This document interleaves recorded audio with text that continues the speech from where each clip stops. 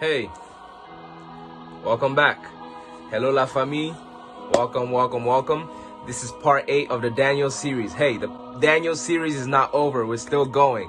It's not over yet, all right? So we're still pushing through.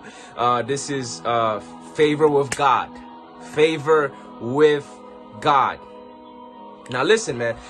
Daniel in chapter 2, he says that God is the one that sets up kings and removes them. He's the one that gives wisdom and knowledge. He's the one that gives intelligence. He's the one that gives everything that we have.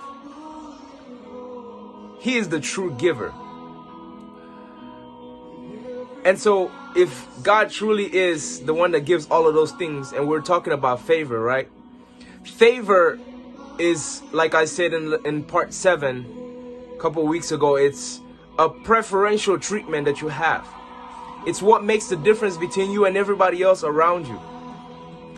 Why is it that maybe you would get that job and someone else wouldn't? Why is it that maybe you would get that promotion and someone wouldn't? It's not just about excellence. It's not just about hard work.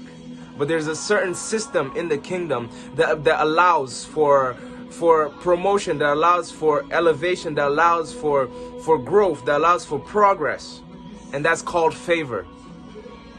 So we talked about favor with God and favor with men, and we said that there's two types of favor. Favor with God, once again, and favor with men. And we said that favor with God is more important because God is the one that brings you into favor with men. And if that is so, then that means that we need to focus first on how to obtain favor with God. And so then how actually do we obtain favor with God? Because in Daniel 1:9, it says that Daniel was brought into favor with the princes, meaning that Daniel was brought into favor by God, into favor with men. Why though? Because Daniel found favor with God first. So how exactly do I, or do you and I, obtain favor from the Lord? And one of the very principles, or one of the core principles that will bring favor upon your life from God, is obedience. Now, obedience you can take in multiple angles. So let me put it in a different way. Doing the will of God, knowing the will of God and doing it. See, Daniel was brought into favor with God in Daniel 1:9. But in Daniel 1:8, it says that Daniel purposed in his heart not to defile himself. See, Daniel knew the word of God. And he knew that whatever that thing that he was going to do was going to corrupt him and his relationship with God. It was going to defile him. And so he decided not to do that thing that would defile him, that would defile his relationship with God, that would defile his body, his intimacy with the Lord. And so do you want favor, the favor of God to be upon you? Do you want things just to work like almost like in a supernatural way in your life? Do you want just favor from God, and that favor will translate into favor with men? If you truly want that, then you need to bring yourself into favor with God by obeying his laws, obeying his principles, reading his word, and not just being a learner of it, but being a doer of it, applying his word into your life.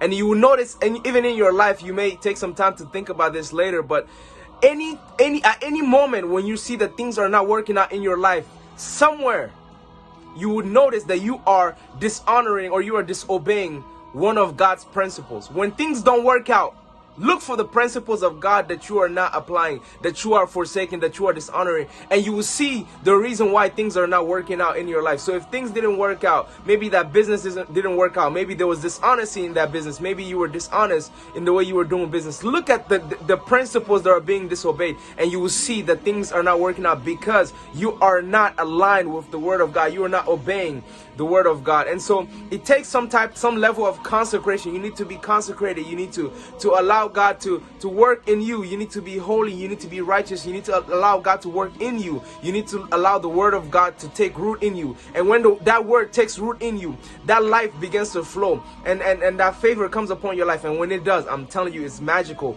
because blessings and glory and power and majesty and the supernatural will be active in your life. So I hope that you are blessed by this. May God bless you. And if you haven't done so already, go and subscribe to the YouTube channel. I mean, what are you waiting for?